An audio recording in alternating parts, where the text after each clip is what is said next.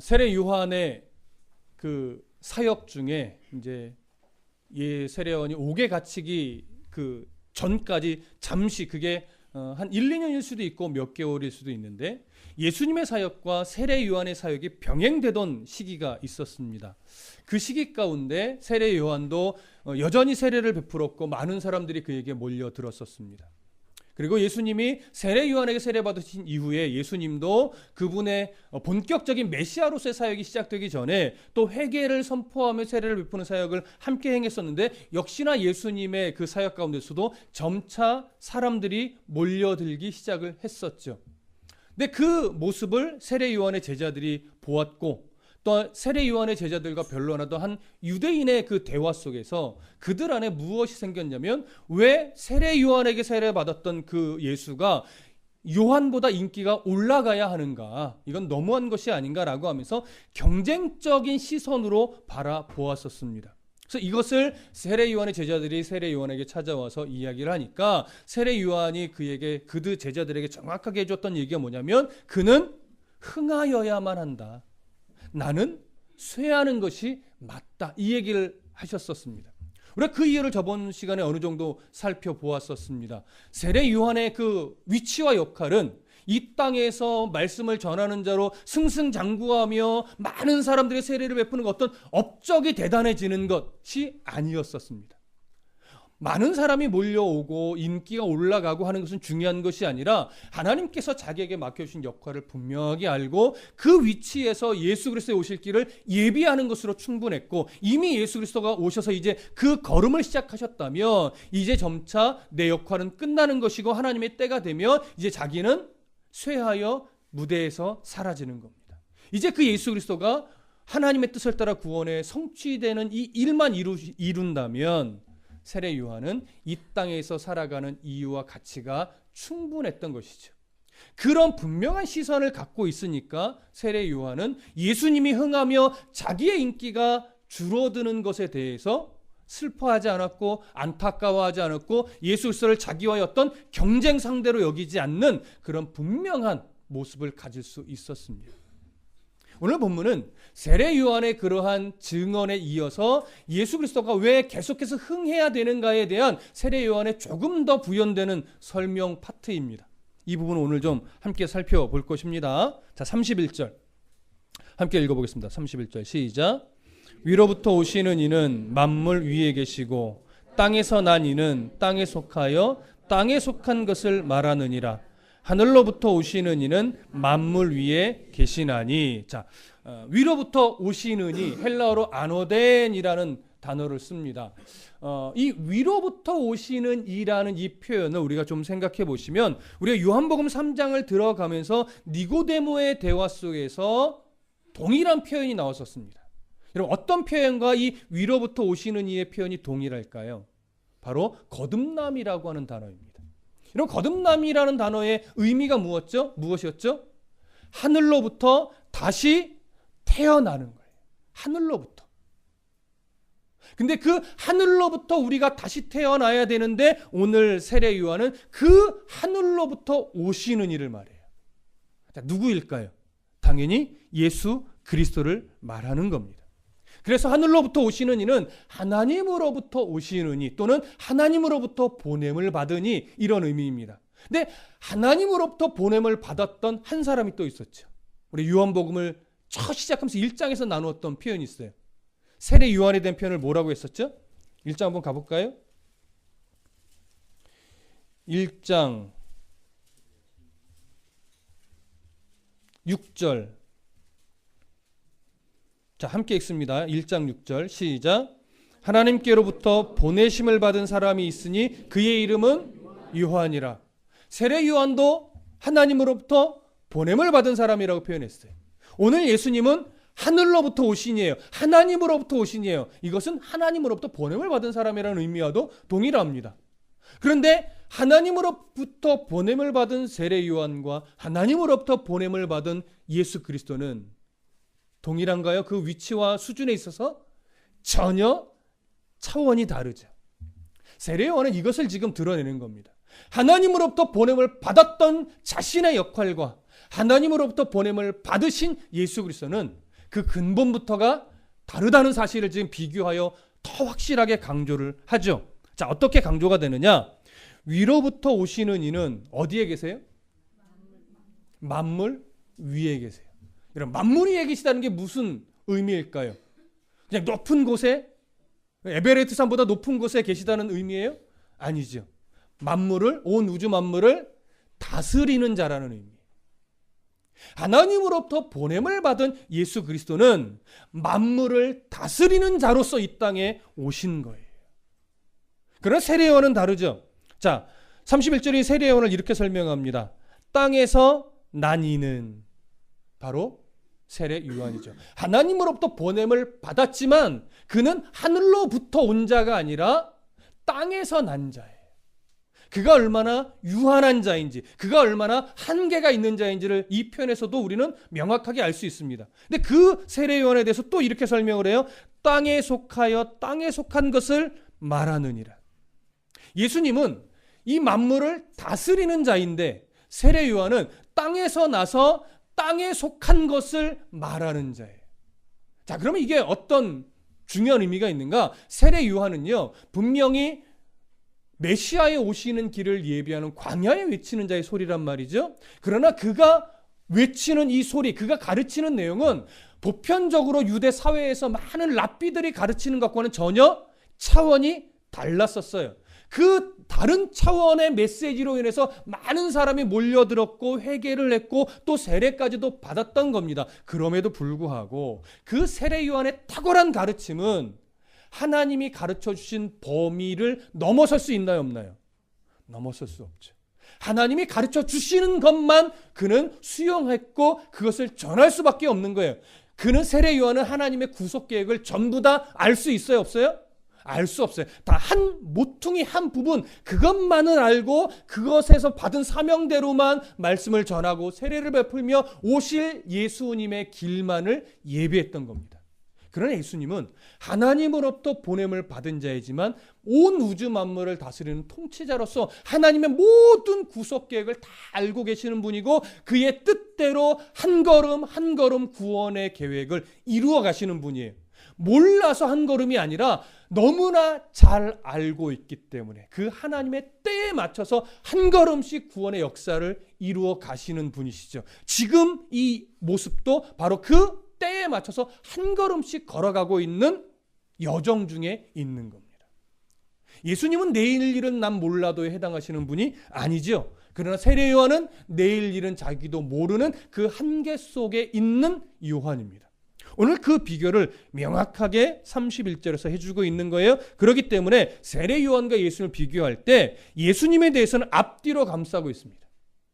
위로부터 오시는 이는 만물 위에 계시고 그 다음에 세례 요한에 대해서 땅에서 나니는 땅에 속하여 땅에 속한 것을 말하느니라 말한 다음에 다시 한번 예수님에 대해서 하늘로부터 오시는 이는 만물 위에 계신다라고 하면서 얼마나 예수 그리스도의 탁월하심이 대단한지 자기와는 감히 비교할 수 있는 존재가 아니다라는 사실을 이 한 절에서도 명확하게 지금 드러내고 있는 것입니다. 그러니 세례 요한이 베푼 세례와 예수님이 베푼 세례 또 앞으로 예수님의 십자가의 보혈로 베풀어질 세례는 근본적으로 차이가 있다라고 하는 것이 여기서 우리가 그 사실을 알 수 있습니다. 자, 32절 함께 읽습니다. 시작. 그가 친히 보고 들은 것을 증언하되 그의 증언을 받는 자가 없도다. 자, 예수님에 대한 설명이 계속 이어지는데 예수님은 그가 친히 보고 들은 것을 어떻게 해요? 증언한대요. 그럼 예수님이 친히 보고 들은 것 무엇일까요? 어디서 보고 들은 걸까요? 바로 하나님의 나라에서 성육신 이전부터 이미 성부 하나님과 성령 하나님과 함께 그 하나님의 나라에서 보고 들어서 너무나 잘 알고 있던 그 내용. 이걸 다르게 표현하면 뭐예요? 하나님의 구속 계획. 우리를 구원하고자 하신 하나님의 마음과 계획과 그 작정하심 다 똑같은 의미지만 하나님의 마음, 계획, 작정하심, 그것을 너무나 잘 알고 있는 거예요. 그 잘 알고 계신 그 내용을 친히 이 땅에 성육신하여서 외치며 가르치셨지만 많은 사람들이 그것을 알아요, 몰라요? 그것을 인정해요?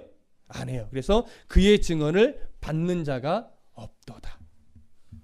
세례 요한이 예수님에게 많은 사람들이 몰려들어서 세례를 받고 예수님을 따르고 또 예루살렘에서는 수많은 표적을 행하면서 표적으로 인해서 예수님을 따르는 무리가 많아졌는데 그 중에 하나가 니고데모였잖아요. 그럼에도 불구하고 그들 중에 아직은 그 증언을 온전하게 받은 자가 있다 없다? 없다라고 하는 것을 말하는 거예요. 근데 니고데모와의 대화 속에서도 예수님이 이런 표현을 하셨었어요, 사실은. 자, 11절, 3장 11절 한번 볼까요? 3장 11절. 자, 함께 읽어봅니다. 3장 11절 시작. 진실로 진실로 내게 이르노니 우리는 아는 것을 말하고 본 것을 증언하노라. 그러나 너희가 우리의 증언을 받지 아니하는도다. 니고데모도 예수님을 정말 대단한 분으로 높이며 찾아왔던 니고데모도 예수님의 거듭남에 대한 말씀을 직접 들었음에도 불구하고 그 말씀을 전혀 이해하지 못했습니다. 결국 받아들이지 못했죠. 물론 복음서에 나타나는 내용들을 볼 때 뒤로 갈수록 그것의 의미를 깨닫고 예수님을 따랐던 것은 분명한 것 같습니다. 그러나 아직까지는 예수님의 가르치신 말씀들을 이해하지 못했어요. 그것은 결국 성경에서는 증언을 받아들이지 못했다라고 하는 것으로 오늘 표현을 하고 있습니다. 이것이 당시 많은 유대 사회 속에 속한 사람들이 가지고 있던 한계예요.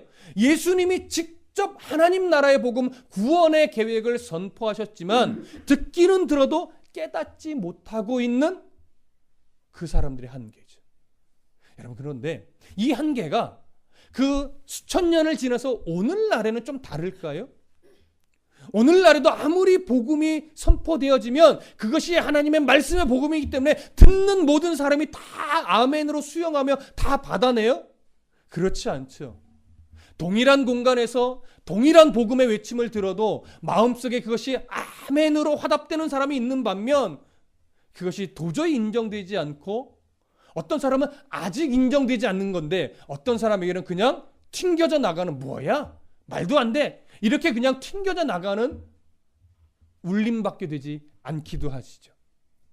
그렇기 때문에 여러분, 수많은 교회가 있고 수많은 교인이 있지만 중요한 것은 하나님이 세우신 교회는 몇이나 될 것인가? 하나님의 말씀을 믿음 안에서 받아들이고 인정하는 자는 몇이나 될 것인가?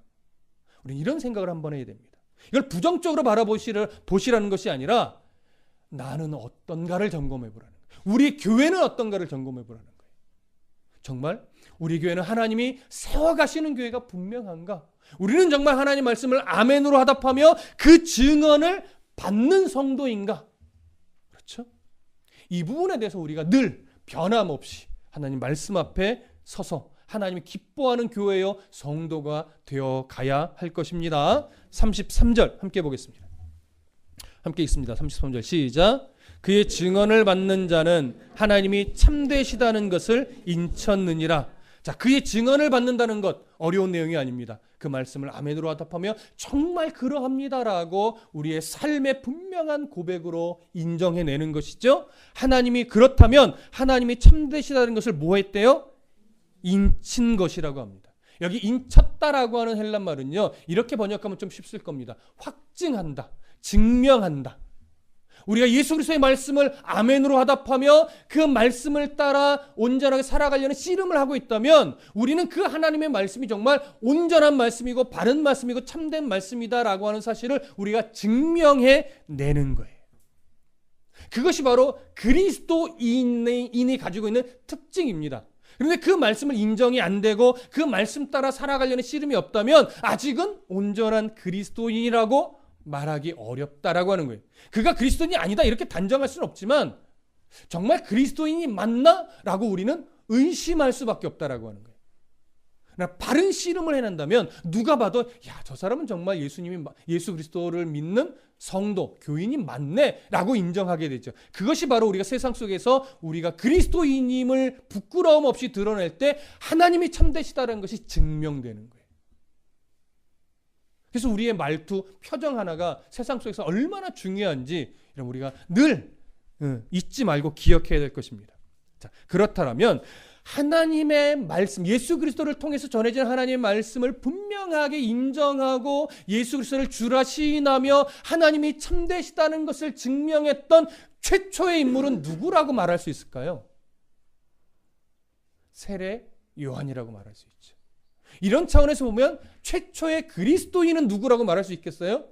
세례 요한이라고도 말할 수 있는 겁니다. 그 역사를 따라 우리도 그 사실을 인정한 그리스도인이 맞는 것이죠. 자, 34절 함께 보겠습니다. 시작. 하나님이 보내신 이는 하나님의 말씀을 하나니 이는 하나님이 성령을 한량없이 주심이라. 자, 중요한 구절로 들어갔습니다. 하나님이 보내신 이 누구예요? 예수 그리스도시죠. 하나님이 보내신 이는 누구의 말씀을 한대요? 하나님의 말씀을 한대요. 자, 이 부분을 잘 이해하셔야 돼요. 보통 우리가 말씀하면 헬라어로 무슨 단어가 딱 떠오릅니까? 보통 로고스라는 단어가 떠올라요. 왜요? 요한복음 1장에서부터 이미 첫 시작부터 시작된 말씀이 바로 로고스였기 때문에. 근데 놀랍게도 오늘 이 부분에서는요, 하나님의 말씀이라고 하는 이 말씀을 로고스를 쓰지 않고 레마라고 하는 단어를 씁니다. 여러분, 로고스와 레마에 대해서 어느 정도 아시는 분도 있고 좀 생소한 분도 있는데, 로고스라고 하는 단어는요, 어느 쪽이 조금 더 치우쳐 있는 표현이냐면 기록된 말씀으로서의, 기록된 하나님의 말씀을 주로 표현할 때 로고스라는 단어를 씁니다. 그런데 레마라는 말은요, 살아서 움직이며 우리의 삶을 변화시키는 그런 말씀을 표현할 때는 레마라는 단어를 주로 많이 씁니다. 그렇다면 오늘 이 34절에서 하나님이 보내신 예수 그리스도가 하나님의 말씀을 한다, 레마를 한다라고 하는 것은 어떠한 의미가 담겨 있는 표현일까요? 단순하게 예수님이 입을 열어서 하나님 말씀을 전했다, 이런 차원에 머무르는 표현일까요? 그렇지 않습니다. 잘 들으십시오. 그가 이 땅에서 했던 모든 말들, 그가 이 땅에서 많은 사람들 보며 긍휼히 여기며 흘렸던 눈물들, 그가 많은 병자를 고치며 행했던 여러 이적과 같은 표적들, 이런 모든 삶을 통해서 보여주셨던 말과 행동과 표정과 어떤 감정의 상태들이 다 무엇을 드러내는 거다? 하나님의 마음을, 하나님의 말씀을 드러내는 거다 이거예요. 그래서 여러분, 보통 이런 말을 쓰는 분이 있어요. 여러분, 레마의 삶을 살아야 됩니다. 때는 좀 되게 유식한 척하나 이렇게 여겨지기도 하는데, 레마의 말씀이 되어야 한다는 것은 뭐냐면 말씀을 듣는 것으로 끝나지 말라는 거예요. 말씀을 아멘으로 받았으면 그 말씀이 나를 찌르는 대로 고칠 것은 고치고 지킬 것은 지키고 바꿀 것은 바꿔나가는 이런 씨름을 막 두세 걸음씩 걸어가지 않더라도 그 씨름을 하면 그냥 한 걸음씩 한 걸음씩 성장해 가는 이 모습을 띄어야 된다는 거죠. 그러면 우리는 정말 하나님의 말씀으로 사는 자예요. 그러니까 하나님의 말씀을 여러분 늘 먹어야 된다는 것이 단순하게 이 본문을 수차례 읽어야 된다 이런 차원에 머무르는 것이 아니란 말이에요. 본문을 읽고 설교를 듣고 그 바른 말씀으로 해서 내 신앙의 양심이 하나님이 찌르면서 때로는 책망하고 때로는 위로하고 때로는 잘했다 응원하는 이 음성을 듣고 더 주눅들지 말고 세상에서 성도답게 살아가기도 하고, 세상 속에서 어리석은 절망을 하고 있었다면 그것을 끊어내고 정말 기쁘게 주님을 따라가는 그 발자취가 우리의 찬양의 고백처럼 일어나야 하고, 우리의 교만이 있었다면 그 싹을 말씀으로 계속 잘라내는 이 씨름을 해내는 것, 이것이 레마의 말씀을 가지고 살아가는 거예요. 예수님은 표정 하나까지도 그렇게 살아냈다는 거죠. 하나님의 말씀이 보여지도록, 하나님의 말씀이 들려지도록, 하나님의 말씀이 느껴지도록. 오늘 우리가 또 목회자인 제가 이 씨름을 해야 돼요. 저도 연약해서 하려고 하는데 잘 안 될 때 참 많아요. 여러분 다르시겠어요? 여러분, 나는 세상에서 난 성도답게 살고 싶지 않아, 이런 분 있습니까? 누구나 다 성도답게 살고 싶고, 누구나 다 야, 저 사람 정말 예수 잘 믿는 사람 같아라고 인정받고 싶고, 누구나 다 나의 어떤 표정만 보고도 나 당신과 함께 교회 가면 안 될까? 이런 소리를 왜 안 듣고 싶겠어요? 그런데 잘 안 되는 거죠. 그게 정말 어려운 거예요. 그래서 일평생 믿음의 경주를 하라는 게 바로 그 씨름을 정말 차근차근 하라 이거예요. 우리가 10걸음씩 진보할 수 없습니다. 한 걸음씩, 때로는 반 걸음씩 이렇게 이 레마의 말씀을 내 삶에 집어넣고 그대로 살아가는 씨름을 여러분 한다면 하나님의 은혜가 있는 성도가 됩니다. 하나님이 기뻐하는 삶을 살아가는 겁니다. 근데 여기에요, 그렇게 살 수 있는 이유에 대해서, 예수님이 그렇게 살았던 이유에 대해서 설명을 하는데 그것은 오늘날 우리에게도 동일하게 적용이 됩니다. 오늘 본문을 잠시 더 보세요. 34절에 하나님이 보내신 이는 하나님의 말씀, 레마의 그 말씀을 하나니 이는, 설명을 하자면 뭐라고 해요? 하나님이 성령을 한량없이 주심이니라. 성령 하나님이 계셨기 때문에 예수님이 그렇게 살 수 있었다라고 하는 거예요. 이건 무슨 의미냐면 성령 하나님이 없었으면 예수님이 그렇게 못 산다, 이런 차원의 말이 아니라 예수님과 성령 하나님이 얼마나 긴밀한 연합의 관계가 놓여 있는지, 예수님이 힘들 때면 성령 하나님이 위로하고 도와주면서 함께 간다 이거예요. 그건 예수님이 부족하다는 의미가 아니에요. 그 안에 성령 하나님으로 예수님이 얼마나 충만했었는지를 말하는 거예요. 혹여나 이 부분을 좀 이렇게 오해하시면 안 됩니다. 이전에는 예를 들어서 예수님 안에 성령 하나님이 이전에 50%만 있었는데 이때를 기점으로 해서 성령 하나님이 막 100으로 충만해졌다, 이것은 아니에요. 예수님이 성육신 하기 전이나 성육신 하셨을 때나 세례 요한에게 세례를 받아 성령 하나님이 비둘기처럼 임하셨을 때나 여전히 예수님과 성령 하나님은요 구분할 수 없을 만큼 긴밀하게 연합되어 있었고 늘 충만했었어요. 근데 우리들 안에 그 예수님으로 말미암아 우리도 성령의 공급을 받을 수 있다라고 하는, 예수님이 성령 세례를 주는 분이다라고 하는 이 사실을 더 강조하기 위해서 오늘 성경이 이런 식으로 표현을 한 거예요. 늘 성령 하나님으로 충만하신 분이에요. 그래서 계시록에도 뭐예요? 7영을 가지신 이라고 표현되어 있죠. 그것은 성령 하나님이 예수님의 소유물이라는 게 아니란 말이에요. 긴밀한 관계 속에서 예수님이 우리에게 성령 세례를 주시는 분이며 그를 통할 때만이 우리가 뭘 받을 수 있어요? 성령의 충만한 삶을 살아낼 수 있어요. 그러니 성령의 충만은요 예수 그리스도 없이 안 되는 거예요. 예수 그리스도 없이 성령이 충만할 수 없다는 얘기는, 잘 들으세요, 말씀의 공급을 받지 않고서는 되지 않는다라고 하는 거예요. 기도도 무엇과 함께? 말씀을 제쳐두고 기도만 해서 성령의 충만을 받아요? 아니죠. 말씀함과 함께 기도로 하나님 앞에 엎드려 몸부림칠 때 성령이 내 안에 충만하게 임하는 건데, 잘 들으십시오.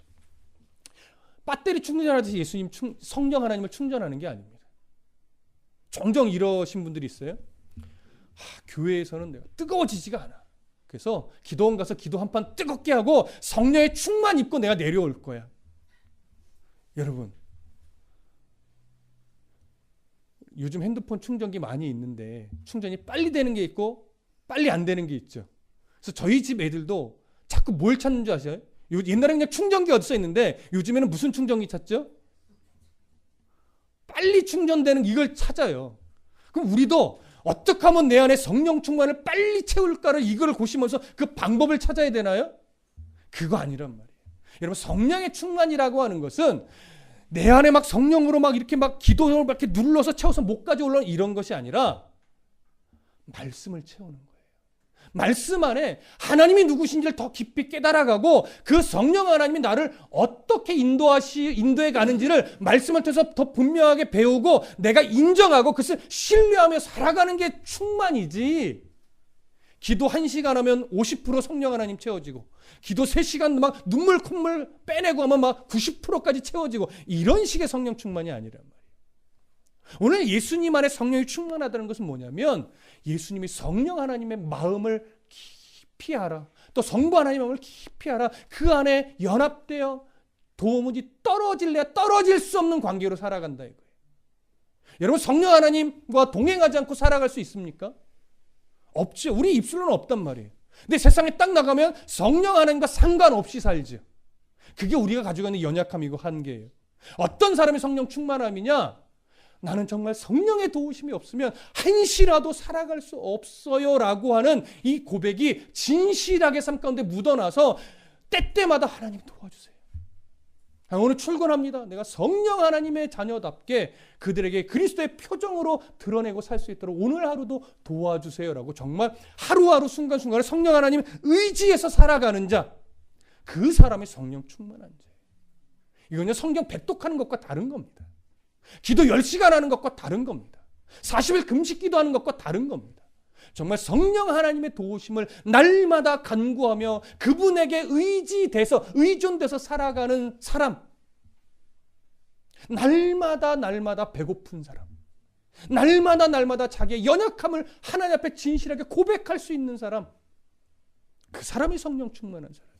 그러니 하나님 앞에서는 배부른 사람이 돼서는 안 돼요. 늘 가난해야 돼요. 늘 배고파야 돼요. 늘 부족해야 돼요. 하나님 오늘도 채워주세요. 하나님 오늘도 도와주세요. 하나님 없으면 오늘 하루 호흡하는 것조차 저는 힘든 사람입니다. 바로 이 아멘이 그냥 삶 속에서 묻어나오신 분이라면 그분은 성령 충만한 삶이고 하나님이 사랑하시는 사람. 아직 젊은이들은 그렇지 하는데 아멘은 잘 안 나와요. 왜 그럴까요? 아직 배고파 보지 않아서. 성령으로 배고프다는 것이 무엇인지 아직 깊이 느끼지 못한단 말이에요. 그런 인생 속의 풍파를 겪으신, 그래서 성령 하나님 없으면 내 인생이 아무것도 아니고 나를 아는 사람, 그 사람이 이런 말씀 앞에 나도 모르게 그냥 아멘 나오는 게 나도 모르게 이게 아멘 해서가 아니라 그냥 아멘 맞아요. 그렇죠? 성령 하나님 없이 어떻게 살아가실 거예요? 젊은 청년들이요. 지금 여러분들의 혈기가 있고 여러분들의 지혜가 있고 무엇인가 여러분들이 하면 다 할 수 있을 것 같은 마음이 있어서 그냥 주님 도와주세요라고 배부른 상태에서 말하니 이 말씀이 아직은 그냥 동의는 되는데 가슴으로 여겨지지 않을 수 있습니다. 인생을 조금 더 겪으시면 내가 아무리 많은 것을 가지고 있어도, 내가 아무리 많은 지식을 가지고 있고 아무리 내가 많은 재능이 있어도 주님이 없으면 안 되는 거구나. 성령 하나님이 도우시지 않으면 안 되는 거예요. 이걸 아주 분명하게 고백할 때가 옵니다. 그럼 그때 이 성령 충만이 어떤 의미인지 가슴으로 고백할 수 있을 때가 분명하게 오실 겁니다. 그때가 속히 오기를. 그래서 일찍, 저도 너무 늦게 철 들어가고 있는 사람 중에 하나인데 조금 더 일찍 말씀 안에 성령님의 인도함을 따라 조금 일찍 믿음의 철이 드시기를 간절히 소망하고 축복합니다. 네, 부모님들 소리가 제일 커요. 자, 성령을 그렇게 한없이 주시는 분이십니다. 35절 함께 읽겠습니다. 시작.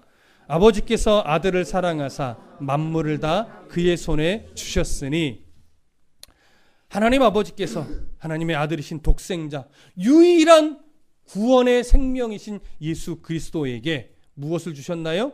만물을 다 그의 손에 주셨습니다. 만물을 다스리는 통치자이며 또 마지막 때에 만물을 심판하실 자입니다. 우리는 의의 심판으로 끝내 예수 그리스도를 거절한 자는 하나님과 영원한 단절을 선언하는 심판으로, 예수님은 그렇게 우리 위에 계시는 분이십니다. 자, 36절 함께 읽습니다. 시작. 아들을 믿는 자에게는 영생이 있고 아들에게 순종하지 아니하는 자는 영생을 보지 못하고 도리어 하나님의 진노가 그 위에 머물러 있느니라. 자, 너무나 우리가 수차례 나누었던 내용입니다. 하나님의 아들을 믿는 자, 영생이 있습니다. 자, 이 영생을 어떻게 이해해야 한다라고 정리했었죠? 미래에 받을 영원한 생명? 아니죠. 그것만이 아니라는 거예요. 이 영생이란 건 뭐예요? 지금 우리가 예수 그리스도를 믿을 때 이미 하나님과의 단절되었던 관계가 회복되었어요. 그리고 이 회복된 관계가 계속 이어져 가는 거예요. 그래서 이 영생은 미래적 의미만 있지 않아요. 어떤 의미도 있어요?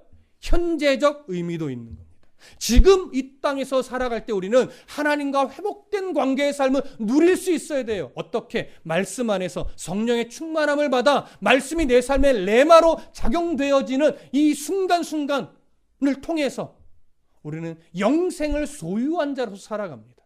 그 영생을 소유한 자로서 마지막 때에 예수님과 함께 그 준비하셨던 새하늘과 새 땅에 하나님과 영원히 동행하며 거하는 그 삶의 자리로 들어가서 이제는 영원을 누리는 성도가 되는 거죠.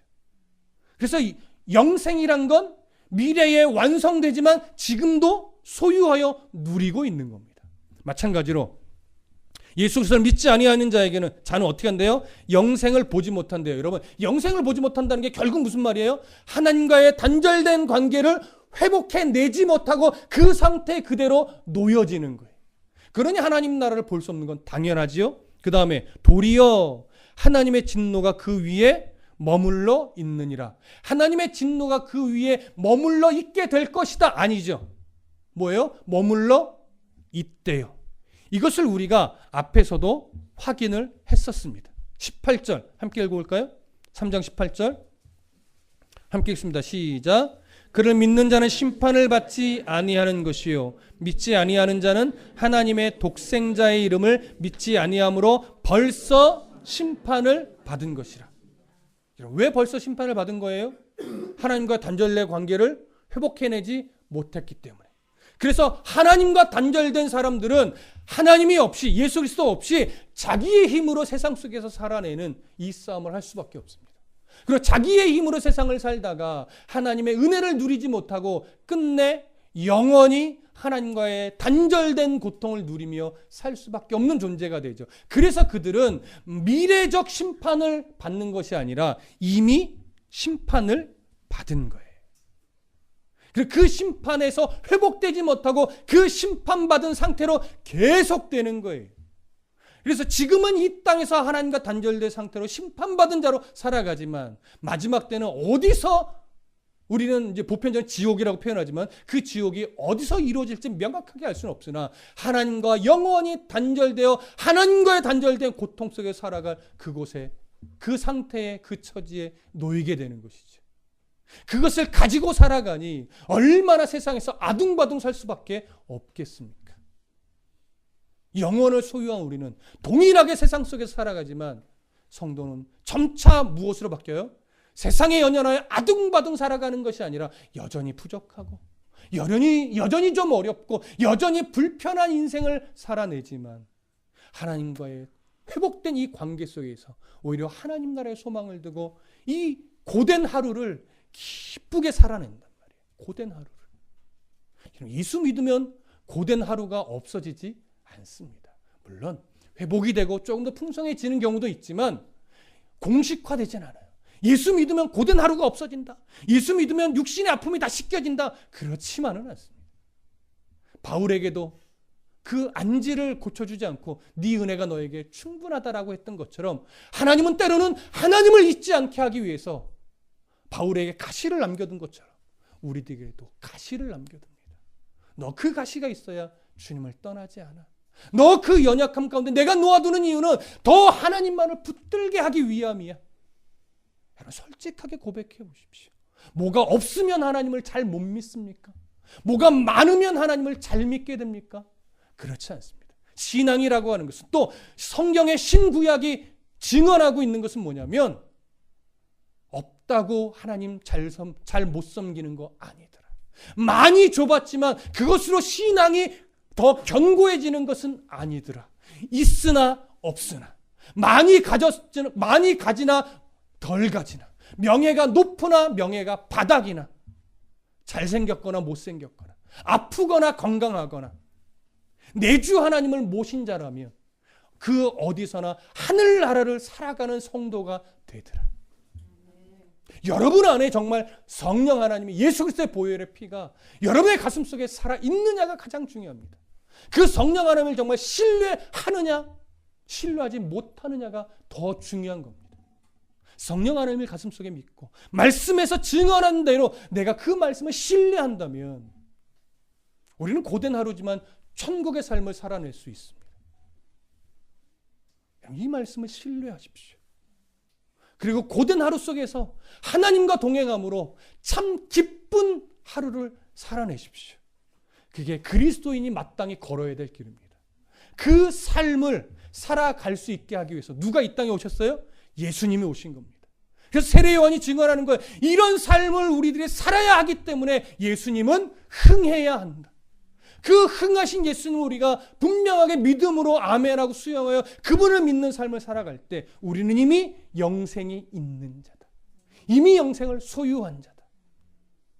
여러분은 영생을 바라보는 자가 아닙니다. 영생을 이미 소유한 자입니다.